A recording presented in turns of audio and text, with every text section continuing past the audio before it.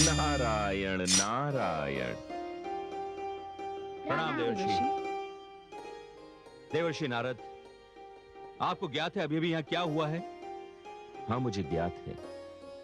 हे पर्वतराज, जो सारे संसार की सुरक्षा करने में समर्थ हैं, आप उनकी सुरक्षा की चिंता कर रहे हैं? देवर्षि नारद, अभी अभी यहां एक राक्षस आया था, ऐसा मुझे इन दासियों ने बताया। नारायण नारायण। हे जगदम्बा, आपने अभी से अपनी लीला प्रारंभ कर दी। पर्वतराज, आपकी पुत्री तो साक्षात माता गौरी का रूप है। फिर उसके साथ आपकी दूसरी पुत्री गंगा है। ये तो सोने पे सुहागा वाली बात है। आपको इनकी चिंता करने की कोई आवश्यकता नहीं। बस बस महाराज, चाहे जो हो, जब तक मेरी पुत्री बड़ी नहीं होती, मैं इसे अपनी आंखों से दूर नहीं होने दूंगी। नारायण नारायण। महारानी, हमें देवर्षि नारद की बात का सम्मान करना चाहिए। हो सकता है कि हमारी दासियों को कुछ भ्रम हुआ हो। नहीं महाराज, उन्हें कोई भ्रम नहीं हुआ। आज के पश्चात अपनी पुत्रियों को मैं उद्यान में नहीं भेजूंगी। ठीक है महारानी, आज के पश्चात महल के चारों पहर सैनिक पहरा देंगे। मैं आपको पूर्ण सुरक्षा का आश्वासन देता हूं। चलिए महारानी। चलिए। चलो पुत्री।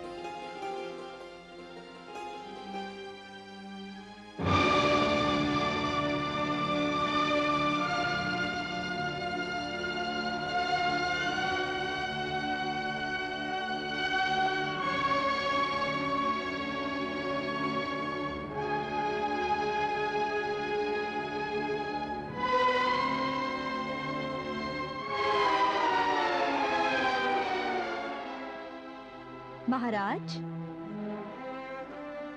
महारानी, आइए महारानी संध्या छाया।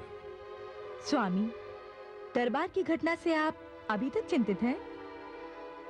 हाँ महारानी, चिंतित इसलिए नहीं हूं कि मुझे अपने एक सैनिक का वध करना पड़ा। मैं चिंतित इसलिए हूं कि असुर अंधक को इस दशा तक पहुंचाने वाला और कोई नहीं, एक नन्ही सी बालिका है, जिसके कारण मुझे अपना एक विश्वास पात्र सैनिक गंवाना पड़ा। महाराज, आप इस घटना को भूल क्यों नहीं जाते? जीवन और मरण का जो प्रश्न है, आप उस पर क्यों नहीं छोड़ देते, जिसने इस संसार की रचना की है? महारानी, आप इस समय बिल्कुल देवकन्याओं जैसी बातें कर रही हैं। महाराज, आप स्वयं क्या हैं? उस महान ऋषि कश्यप की संतान, जिनकी संतान इंद्र आदि देवता भी है। मत लो उन दुष्टों का नाम मेरे सामने। वे भ्राता नहीं, शत्रु हैं। उन्होंने हम असुरों के साथ सदैव छल किया है। जो देवताओं का देवराज इंद्र कहलाता है, उसने अपने असुर भाइयों का कितनी बार वध करने का प्रयास किया है। महारानी, आप तो जानती हैं कि देवताओं और असुरों में किस बात का विरोध है। देवताओं और असुरों में विरोध है श्रेष्ठता का। वो अपने आप को श्रेष्ठ सिद्ध करने में लगे हैं, और हम असुर भी अपने आप को श्रेष्ठ सिद्ध करना चाहते हैं। और जो भी हमारी श्रेष्ठता के मार्ग में बाधक बनेगा, उसे मैं समाप्त कर दूंगा। असुरों की समस्त बाधाएं समाप्त करने के लिए मेरा अमर होना अत्यंत आवश्यक है, और स्वयं को अमर रखने के लिए मुझे उस बालिका के बारे में विचार करना ही पड़ेगा। संकट उभरने से पहले ही उसे समाप्त करना होगा। स्वामी, आप इतने महान वीर होकर एक बालिका के वध की बात सोचते हैं? चुप रहिए महारानी संध्या, चुप हो जाइए। अपने प्रति हमारे स्नेह का अनुचित लाभ ना उठाइए। यदि इंद्र अपनी सौतेली माता के गर्भ में भी उसकी हत्या का प्रयास करता है, तो वो देवराज कहलाता है। और यदि मैं अपनी अमरता के मार्ग में आने वाली बाधा, यदि वो एक नन्ही बालिका है, उसे हटाता हूं, तो क्या मैं कायर कहलाऊंगा? नहीं नहीं महारानी, मैं अपने मार्ग में आने वाले उस कांटे को हटाने का सदैव प्रयत्न करता रहूंगा, चाहे संसार मुझे कुछ भी क्यों ना कहे।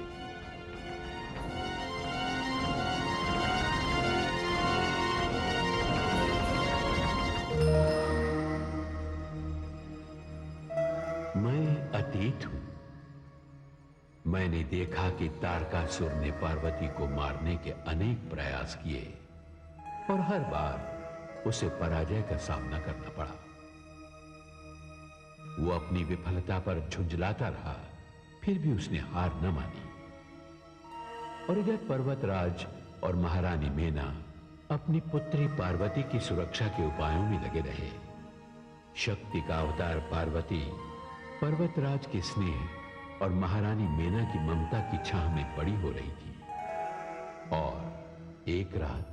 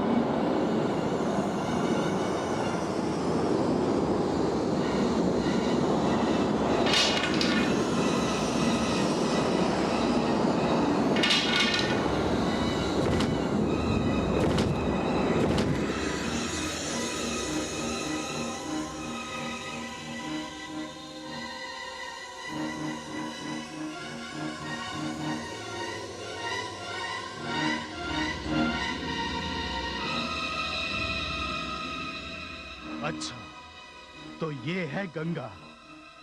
इसने अंधक जैसे भयानक राक्षस को अपनी मायावी शक्ति से ऐसा घायल किया कि उसे विवश होकर लौटना पड़ा और असुर सम्राट तारकासुर की क्रोधाग्नि में भस्म होना पड़ा।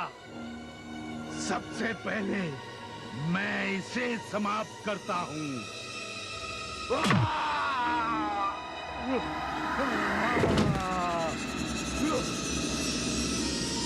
ये क्या हो रहा है?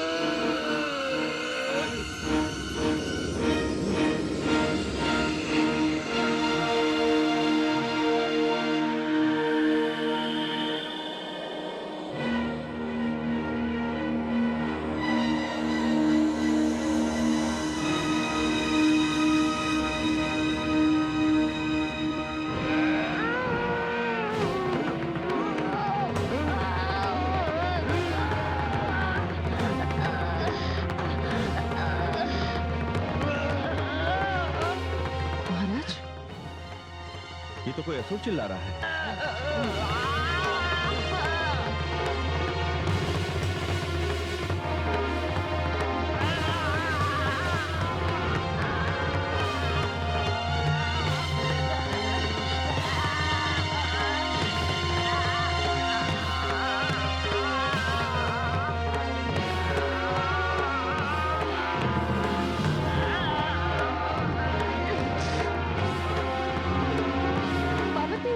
पार्वती, महाराज, महाराज मेरी बच्ची को बचाइए, महाराज मेरी बच्ची को बचाइए, महाराज।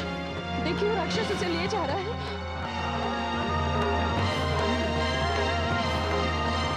महाराज, महाराज मेरी बच्ची को बचाइए, महाराज।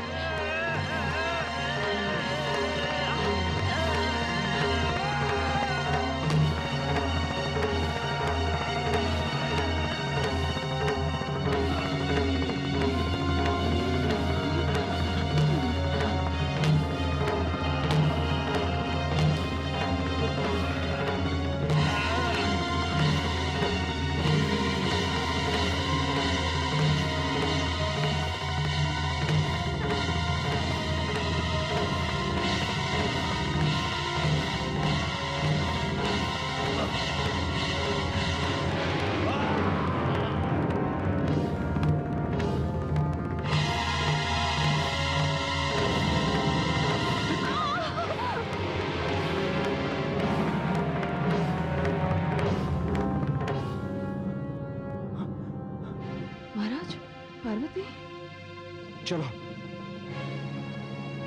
नहीं, रोते नहीं पार्वती, चुप हो जाओ पार्वती, रोते नहीं पार्वती, चुप हो जाओ, चुप हो जाओ।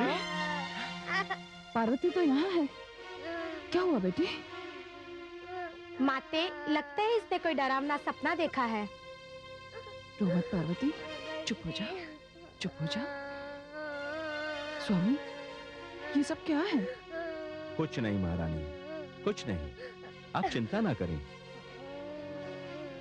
वो अवश्य ही कोई मायावी था जो इस महल के चारों ओर अपना माया जाल फैलाना चाहता था, इसीलिए उसने हमें भ्रम में डाल दिया था। किंतु देवी परमेश्वरी की कृपा से वो सफल नहीं हो सका और भाग गया। इसीलिए हमारी पुत्री पार्वती सकुशल है। महारानी, आपको ज्ञात है देवऋषि नारद ने क्या कहा था कि हमारी इस पुत्री पर देवी परमेश्वरी की अपार कृपा है, इस पर कोई संकट क्या आएगा। लेकिन स्वामी, हमने जो कुछ देखा वो। महारानी, हम तो ये देख रहे हैं कि हमारी पुत्री पार्वती आपकी गोद में है, सकुशल है, और हमारे लिए इतना ही पर्याप्त है। हाँ स्वामी, हमारी पार्वती हमारी गोद में है और ये सकुशल है, इतना ही बहुत है। बस पुत्री, बस चुप हो जाओ।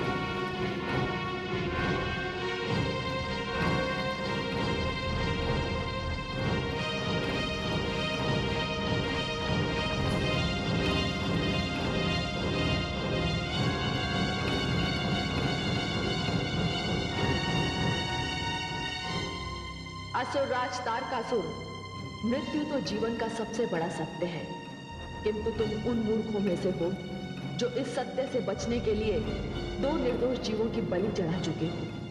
अंधक और आतंक तुम्हारे ही कारण मृत्यु के मुख में चले गए। एक का वध तुमने अपने झूठे अभिमान के कारण किया और दूसरे का वध मैंने किया। हाँ, तुम्हें यह बताने के लिए कि यदि तुमने अपना ये अभ्यास बंद न किया तो तुम्हारी सारी शक्ति समाप्त हो जाएगी। तुम्हारी सेना का एक एक वीर इसी प्रकार नष्ट हो जाएगा। फिर तुम अकेले रह जाओगे उस बालक के हाथों काल का ग्रास बनने के लिए, जो बालक अपनी 7 मास की आयु में तुम्हारा अंत करने वाला है। कौन हो तुम? कौन हो? तुम्हारा काल। नहीं, संसार की बड़ी से बड़ी शक्ति भी मेरे इस प्रयास को नहीं रोक सकती। मैं असंभव को संभव नहीं होने दूंगा। मैं शिव को सांसारिक बनाने वाली किसी भी शक्ति का विरोध करता रहूंगा। मेरे रहते शिव का विवाह नहीं हो सकता, कदापि नहीं हो सकता।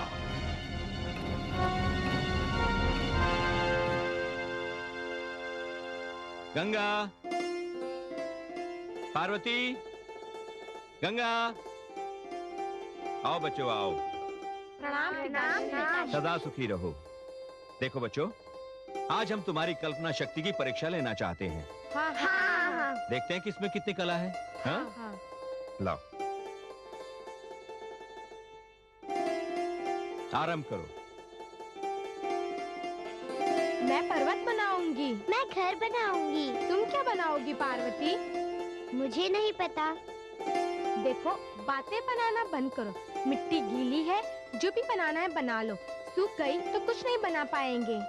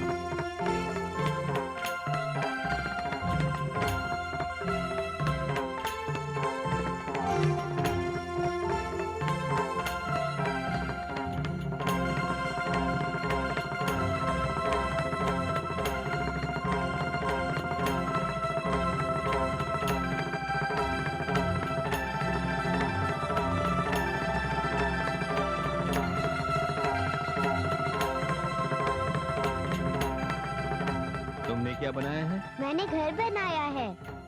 सुंदर, अति सुंदर।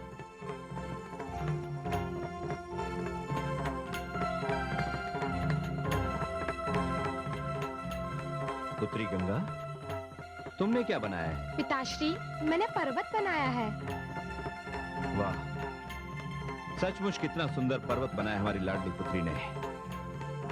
पर्वत की पुत्री पर्वत नहीं बनाएगी तो और क्या बनाएगी? सुंदर, अति सुंदर।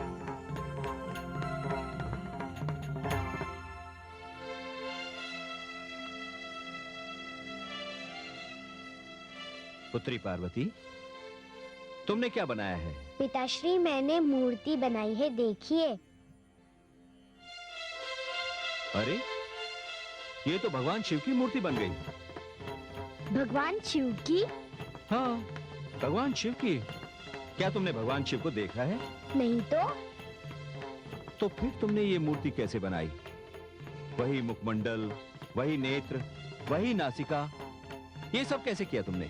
मुझे क्या पता पिताश्री, मैं तो बस मिट्टी को आकार देती गई। जैसा जैसा मेरे मन में आता गया वैसा वैसा मैं बनाती गई। निराकार को आकार देती गई, साकार करती गई, और बन गई हमारे आराध्य देव भगवान शिव की मूर्ति। क्या भगवान शिव ऐसे हैं? हाँ पुत्री, बिल्कुल ऐसे ही हैं। ये तो चमत्कार हो गया, शिव का रूप साकार हो गया। भला इस मूर्ति को देखकर कौन कह सकता है कि इसे 5 वर्षीय बालिका ने बनाया है? इसे देखकर तो ऐसा लगता है जैसे किसी परम भक्त ने अपने आराध्य को श्रद्धा और भक्ति से मूर्ति का रूप दे दिया हो। तू धन्य है, तू धन्य है पुत्री। तूने तो मुझे साक्षात शिव के दर्शन करा दिए।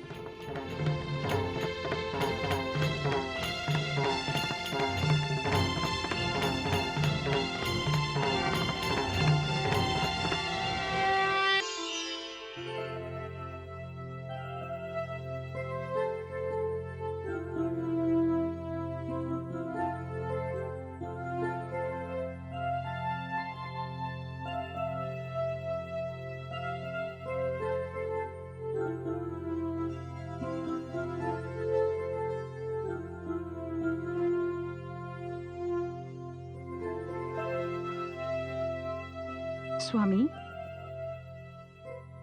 ये तो पार्वती ने सचमुच चमत्कार कर दिया। हाँ महारानी, और क्यों ना हो। पुत्री पार्वती तो हमारे लिए भगवान शिव का ही वरदान है। हाँ महाराज, वो सचमुच उन्हीं का वरदान है।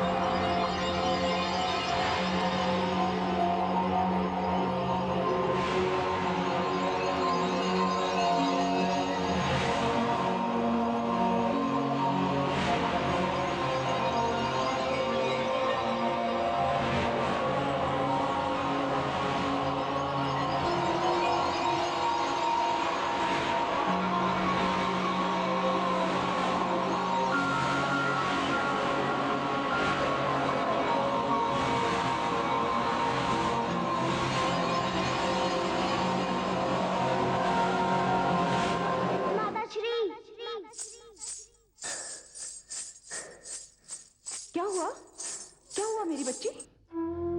माताश्री, आग। आग? कहाँ है आग? मैंने आग देखी, वो आग। नहीं पुत्री, तुमने कोई स्वप्न देखा होगा। माताश्री, मुझे भय लग रहा है। नहीं, भय की क्या बात है, मैं तुम्हारे साथ हूँ ना। महारानी, महारानी, क्या हुआ? पार्वती क्यों चिल्लाई? महाराज, इसने कोई डरावना सपना देखा। सपना देखा? हाँ महाराज, इसने सपने में आग देखी। क्या? हाँ। तब तो वैदराज जी को बुलाना ही पड़ेगा। शांत हो जाओ पुत्री, शांत हो जाओ।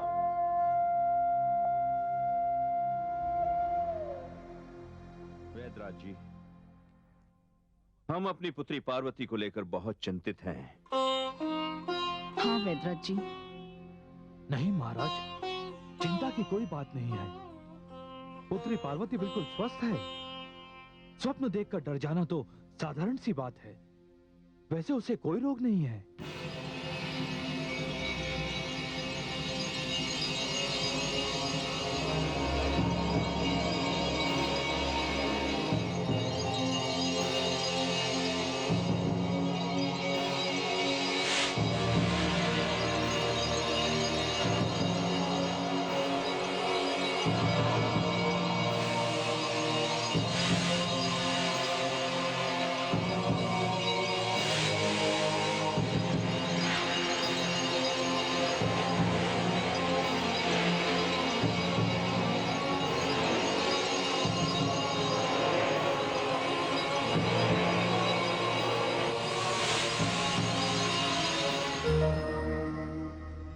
मैं अतीत हूं।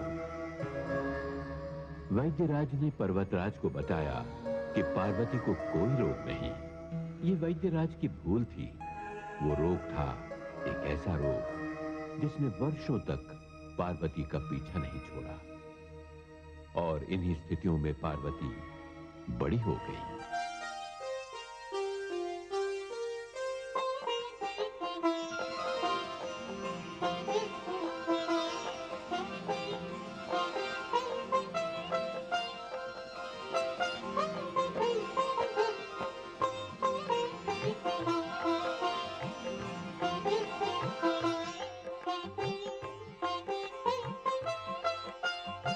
सुंदर, अति सुंदर, दिव्य रूपा।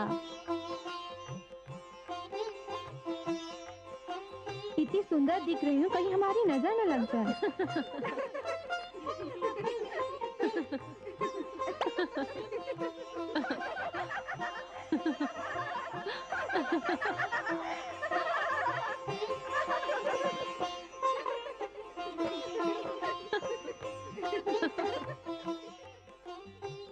महारानी,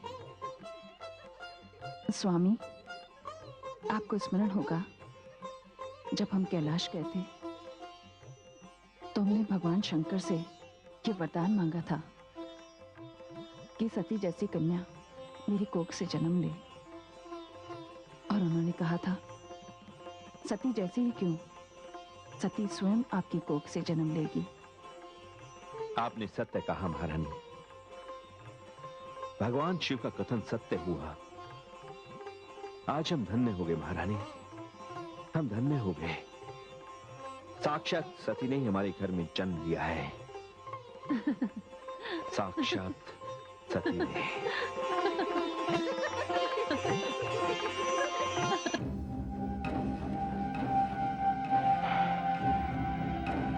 आपकी भविष्यवाणी 100% सत्य होती दिखाई दे रही है।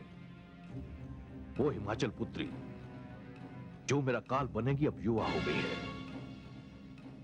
मैंने बहुत प्रयास किया उसे समाप्त करने का, किंतु वो बार बार बच गई। ज्योतिषी महाराज, उसका जीवित रहना मेरी मृत्यु है। मैं उसे जीवित नहीं छोड़ सकता।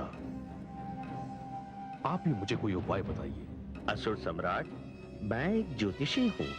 भविष्यवाणी तो मैं कर सकता हूँ, किंतु किसी कन्या को समाप्त करने का उपाय नहीं बता सकता। आप स्वयं एक महान वीर हैं। आपके प्रताप से मानव तो क्या, देवी देवता तक भयभीत हैं। क्या आप एक साधारण सी कन्या को समाप्त करने का उपाय नहीं सोच सकते?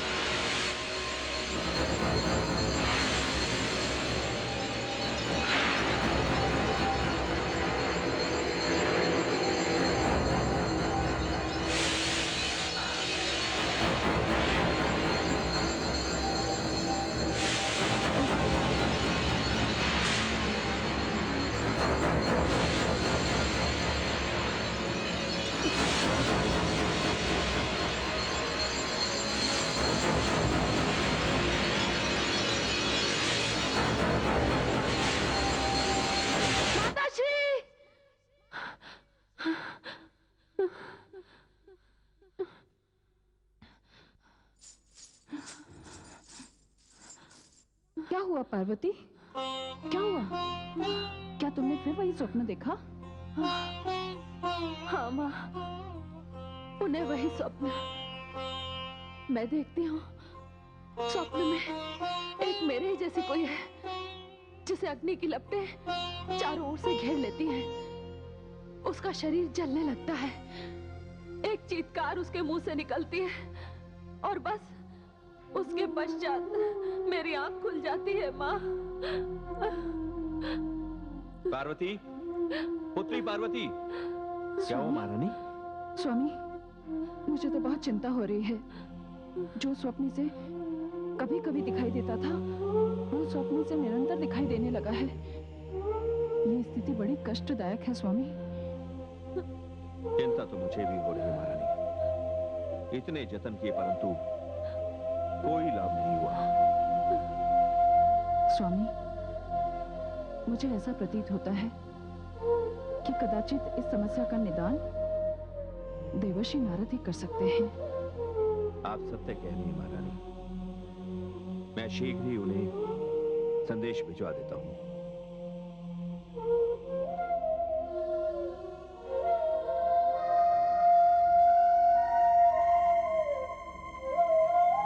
शांत हो जा पुत्री, शांत हो जा। देवर्षि, हम सभी ने उस भाग्यशाली कन्या के दर्शन किए थे और अब तो हिमाचल पुत्री बड़ी हो गई होगी।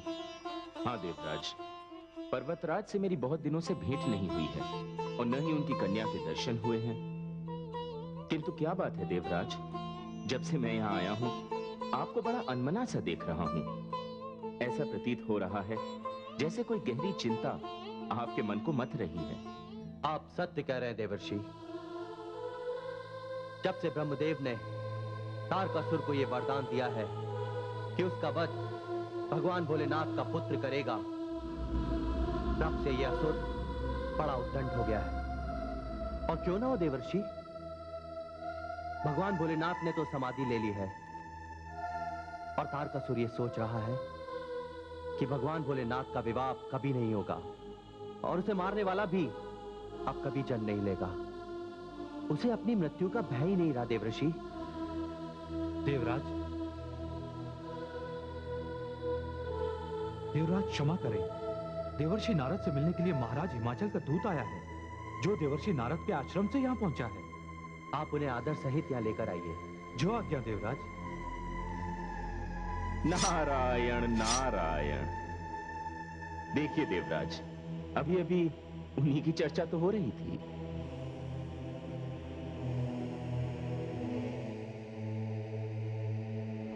देवराज प्रणाम स्वीकार करें। देवर्षि, मैं आपके दर्शनों के लिए आपके आश्रम गया था। वहां ज्ञात हुआ कि आप देवराज इंद्र की सभा की शोभा बढ़ा रहे हैं। कहिए क्या बात है? देवर्षि, वहां एक विकट समस्या उत्पन्न हो गई है, जिससे महाराज पर्वतराज और महारानी मेना सभी बहुत चिंतित हैं। उन्होंने आपसे शीघ्र वहां पहुंचने का निवेदन किया है। नारायण नारायण। जहां स्वयं देवी भगवती का निवास हो, वहां समस्या? देवराज, मुझे आज्ञा दें। जैसी आपकी इच्छा देवर्षि। चलिए।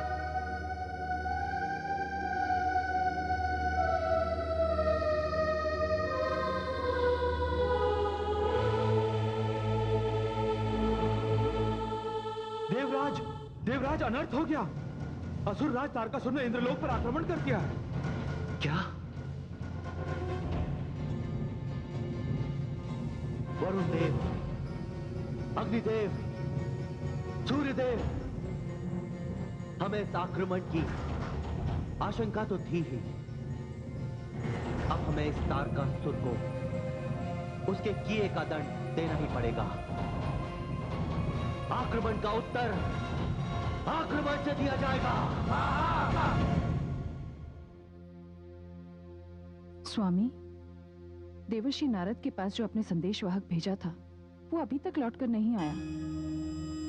नारायण नारायण। प्रणाम देवर्षि। प्रणाम देवर्षि। आयुष्मान भव, आयुष्मति भव। मैं आप ही की प्रतीक्षा कर रहा था देवर्षि। क्या बात है पर्वतराज? देवर्षि, मेरी पुत्री पार्वती की रक्षा कीजिए। पर हुआ क्या है? बाल्यकाल से ही मेरी पुत्री पार्वती के साथ कैसी कैसी घटनाएं घट रही हैं। देवर्षि, वो बाल्यकाल से ही एक स्वप्न देखती है। कैसा स्वप्न? देवर्षि, वो स्वप्न में अग्नि देखती है। अग्नि? हाँ देवर्षि, वो देखती है अग्नि का बवंडर। फिर उसके जैसी कन्या उसमें डूब जाती है और अग्नि उसे जलाने लगती है। तभी उसकी आंख खुल जाती है और वो चिल्लाकर उठ जाती है। नारायण नारायण। मैं समझ गया पर्वतराज। मैं पुत्री पार्वती के स्वप्न का रहस्य समझ गया। हे देवर्षि नारद, पुत्री पार्वती का यह अशुभ स्वप्न किस बात की ओर संकेत करता है?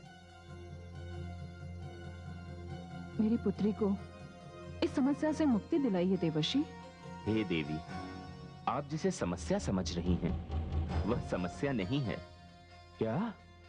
और यह स्वप्न भी अशुभ नहीं है पर्वतराज। अर्थात ये स्वप्न तो पुत्री पार्वती के इस जन्म को पूर्व जन्म से जोड़ने वाली एक महत्वपूर्ण कड़ी है। मैं कुछ समझा नहीं देवर्षि। मैं समझाता हूं पर्वतराज। जो अग्नि पुत्री पार्वती को स्वप्न में दिखाई दे रही है, वह अग्नि अग्नि नहीं है। अग्नि नहीं है? अग्नि नहीं है तो और क्या है देवर्षि? पर्वतराज, वह पार्वती का संकल्प है। एक अपूर्ण यात्रा को इस रूप में पूर्ण करने की दृढ़ इच्छा शक्ति है। ऐसा प्रतीत हो रहा है जैसे पुत्री पार्वती के जीवन में साधना करने का समय आ गया है। यही साधना पुत्री पार्वती को पूर्ण करेगी। यही साधना उसे पूजनीय बनाएगी। पर्वतराज, यदि आप आज्ञा दें तो मैं पुत्री पार्वती से एकांत में मिलना चाहूंगा। हाँ हाँ, क्यों नहीं देवर्षि, आपको आज्ञा की क्या आवश्यकता है? पुत्री पार्वती अपने कक्ष में ही है।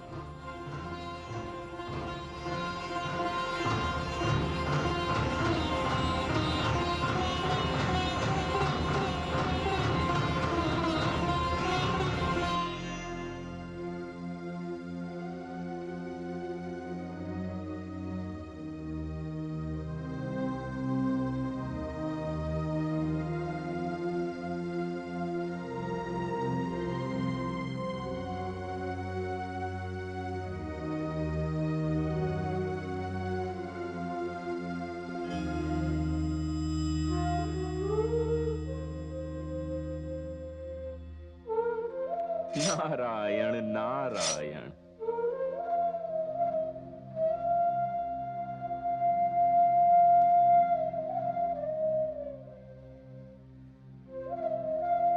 प्रणाम देवर्षि। आयुष्मती भव। पुत्री, पर्वतराज से मुझे ज्ञात हुआ है कि किसी स्वप्न ने तुम्हें चिंता में डाल रखा है। देवर्षि, वो स्वप्न तो बाल्यकाल से मेरे पीछे पीछे चला आ रहा है। बाल्यकाल छूट गया, किंतु इस स्वप्न से मुझे मुक्ति नहीं मिली। देवर्षि, बड़ा ही विचित्र स्वप्न है। नींद में अचानक अग्नि की लपटें प्रकट होती हैं। धीरे धीरे मैं उन लपटों में घिर जाती हूं और भय से मेरी निद्रा टूट जाती है। समस्या वह स्वप्न नहीं है पुत्री, समस्या है उस स्वप्न का अधूरा देखा जाना। तुम्हें वह स्वप्न अपूर्ण दिखाई देता है। तुम्हारी निद्रा टूट जाने के कारण उस स्वप्न का महत्वपूर्ण भाग शेष रह जाता है। मैं आपका तात्पर्य नहीं समझी देवर्षि। मैं समझाता हूं, उधर चलो।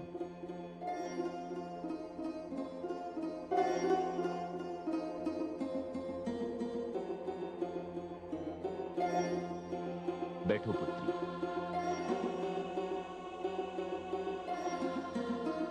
अब अपनी आंखें मूंद लो और उस दृश्य की कल्पना करो जो तुम स्वप्न में देखती हो।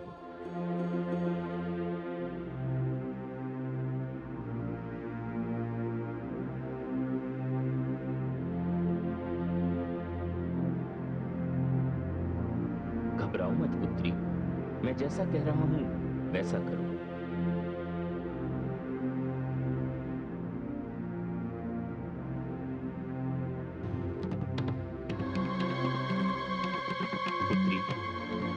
अपने मस्तिष्क को उसी घटना पर केंद्रित करो।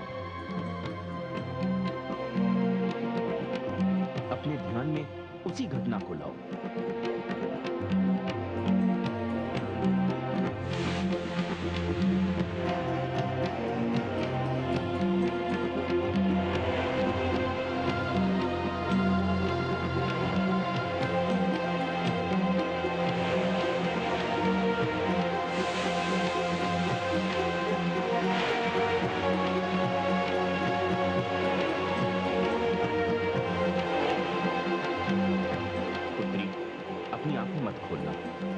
जैसे ही तुम्हें अग्निशिखा दिखाई दे, उसे स्पष्ट रूप से देखने की चेष्टा करना।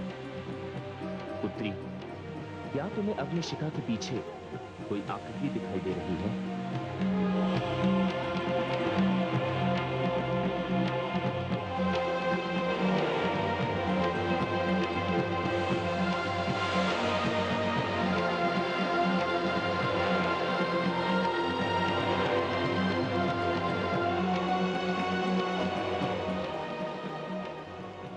मत खोलना पुत्री, ध्यान रहे आंखें तब तक मत खोलना जब तक उस आकृति को तुम स्पष्ट रूप से देख न लो।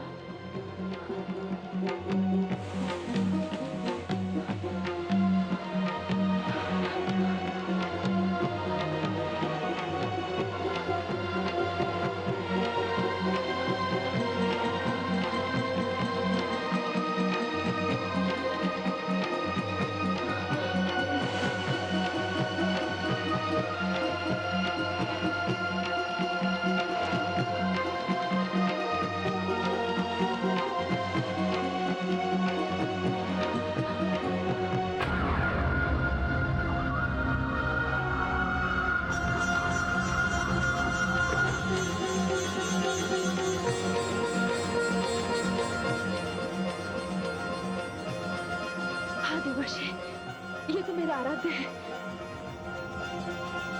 ये तो मेरे आराध्य शिव है, ये तो मेरे आराध्य शिव है देवर्षि। हे देवी, हे भवानी, हे शक्ति, भगवान शिव तो न जाने कब से समाधि लगाए बैठे हैं।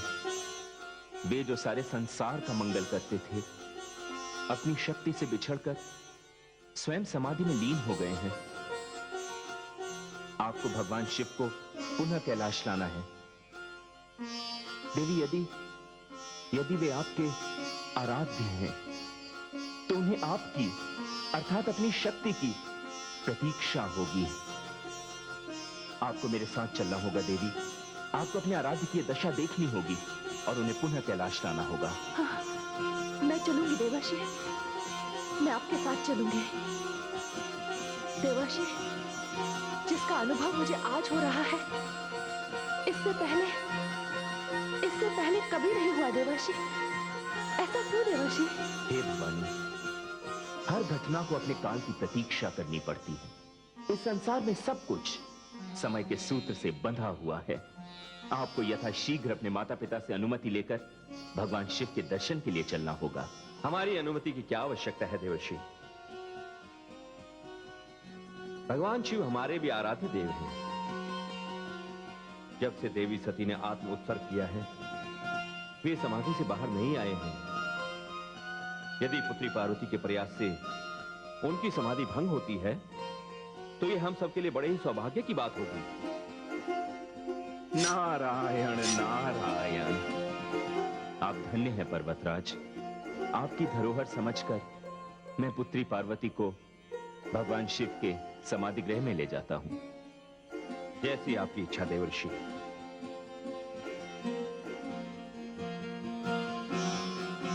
चलिए देवी।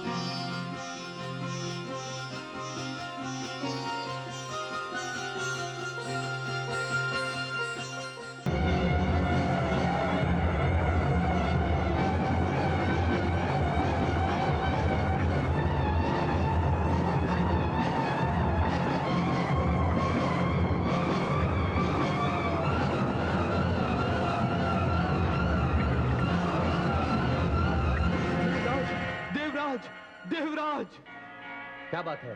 असुर सम्राट तारकासुर ने पूरे देवलोक को घेर लिया। क्या?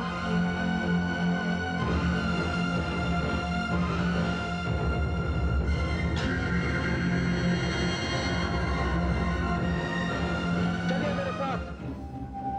ठहरिए देवराज।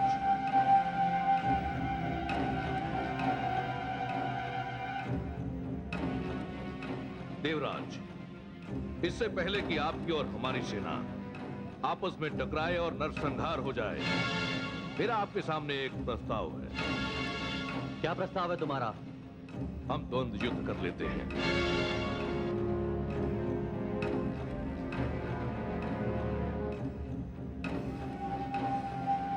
कहिए देवराज, आपको मेरा प्रस्ताव स्वीकार है? स्वीकार है।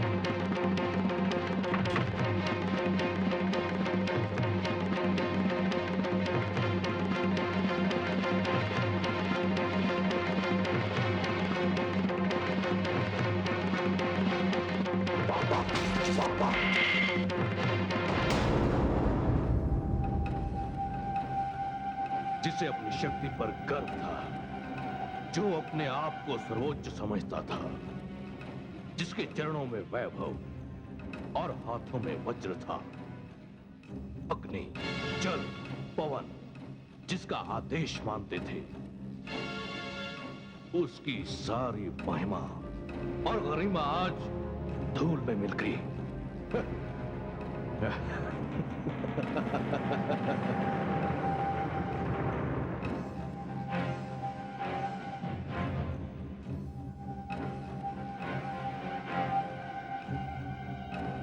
घोषणा कर दो कि आज से इंद्रासन पर असुर सम्राट तारकासुर विराजमान होंगे। आज से देवता हमारे दास हुए और हम उनके भाग्य विधाता।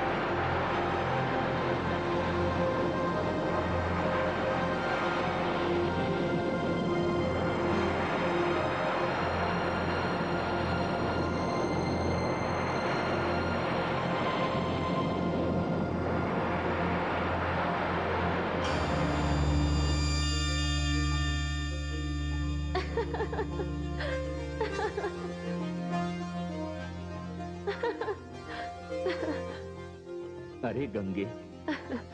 प्रणाम देवर्षि। प्रणाम गंगे। प्रणाम दीदी। प्रणाम। तुम्हारे परिहास का ढंग तो बड़ा ही विचित्र है गंगे। पल भर के लिए तो हमें लगा कि पर्वत से गिरता हुआ ये भीषण जलाशय हमें डुबो ही देगा। नारायण नारायण। पार्वती, तुम कहीं जा रही हो? हाँ दीदी, मैं देवर्षि के साथ जा रही हूँ। देवादिदेव भगवान शिव के दर्शन करने। महादेव के दर्शन? तब तो मैं भी चलूंगी तुम्हारे साथ। नहीं गंगे, अभी समय नहीं आया है। मैं स्वयं ले चलूंगा तुम्हें महादेव के दर्शन के लिए, किंतु अभी वे समाधि में हैं। देखिए देवर्षि, अपना वचन भूलिएगा मत। नहीं गंगे, मैं अपने वचन को नहीं भूलूंगा।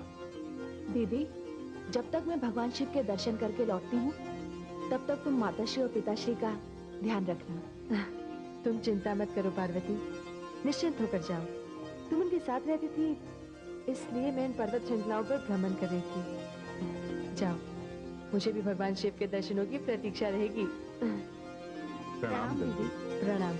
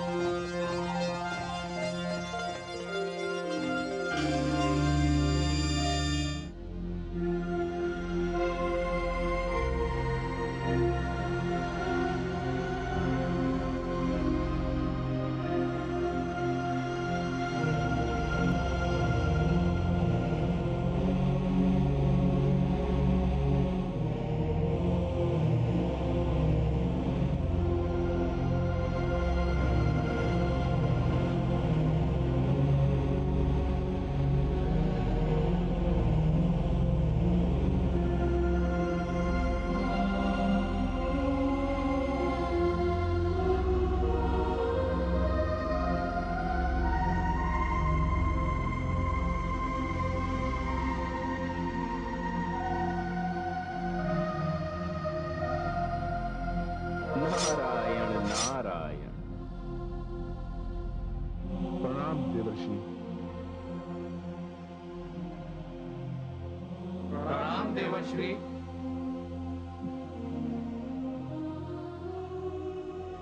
अरे, आप सब यहाँ? भोलेनाथ कहाँ है? देवर्षि, अब तो देवादिदेव महादेव की दशा हमसे देखी नहीं जाती।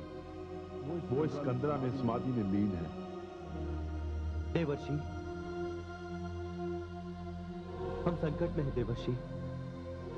तारकासुर ने देवलोक पर आक्रमण कर वहां अपना अधिकार कर लिया है। इसी कारणवश हमें वहां से पलायन करना पड़ा। जब तक देवादिदेव महादेव अपनी समाधि से बाहर नहीं आ जाते, हम इसी तरह भटकते रहेंगे देवर्षि। फिर तो मैं यहाँ उचित समय पर आ गया।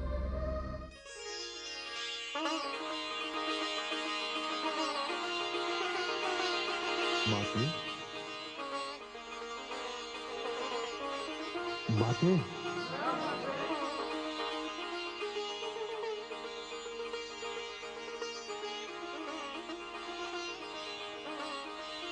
माते, प्रणाम माते। वीरभद्र, ये पर्वतराज हिमाचल की पुत्री पार्वती है। ये भगवान शिव के दर्शन करने को आई हैं। और सच पूछो तो आप सबकी आशाओं का एकमात्र केंद्र पुत्री पार्वती ही है। देवर्षि, कहाँ है मेरे देवाधिदेव महादेव? मेरे प्रभु इस कंदरा में विराजमान है माते। जाओ पुत्री, भगवान शिव के दर्शन कर लो। मंगलकारी शिव को पुनः मंगलकारी होना है। मानव हो या देव, सबकी आस आशुतोष भगवान शंकर पर ही टिकी है। यदि उनकी समाधि शीघ्र ही न टूटी तो सारे संसार में असुरों का साम्राज्य हो जाएगा। देवर्षि, मैं जाती हूँ भगवान शिव से मिलने।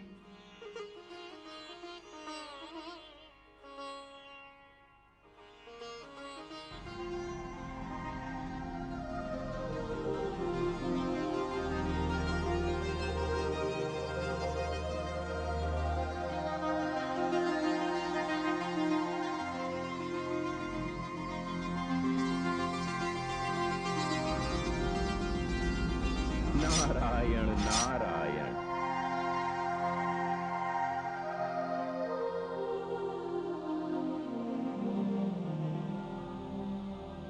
शक्ति गई है शिव की समाधि को भंग करने। देखें क्या होता है। अब माता आ गई है, अब हमें कोई चिंता नहीं है। अब माता हमारे भगवान शिव का ध्यान रखेंगे और हम सब मिलकर माता का ध्यान रखेंगे। नारायण नारायण।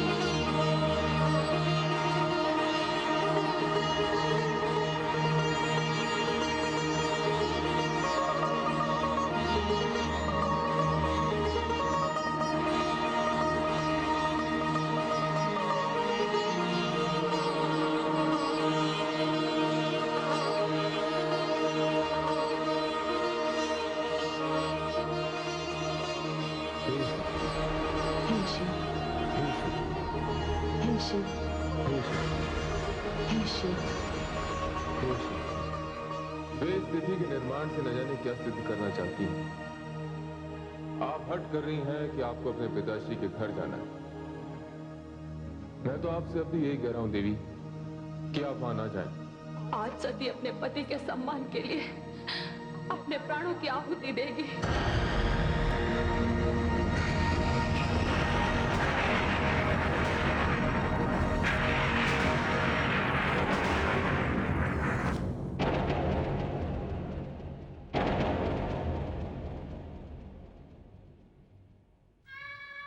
हे स्वामी,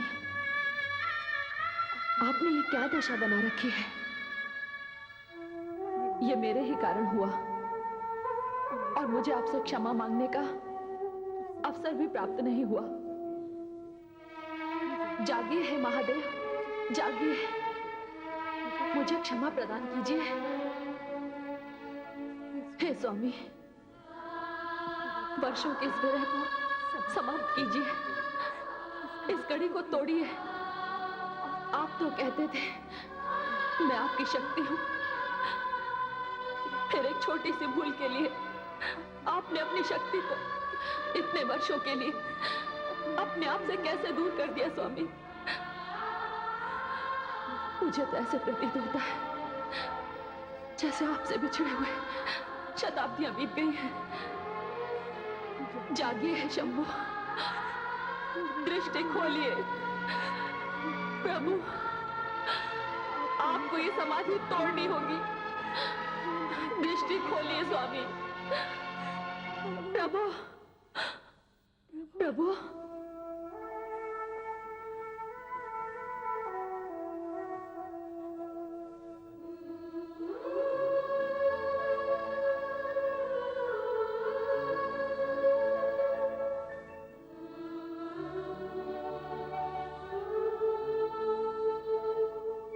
मैं भी देखती हूँ आप कैसे नहीं जागते, मेरी करुण पुकार कैसे नहीं सुनते।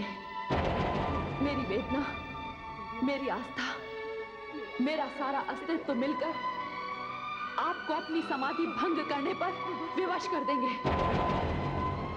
कठिन तपस्या से कठोर पत्थर को भी पिघलाया जा सकता है। आप तो मेरे आराध्य हैं, जन्म जन्मांतर के मेरे स्वामी हैं, मेरे सर्वस्व हैं।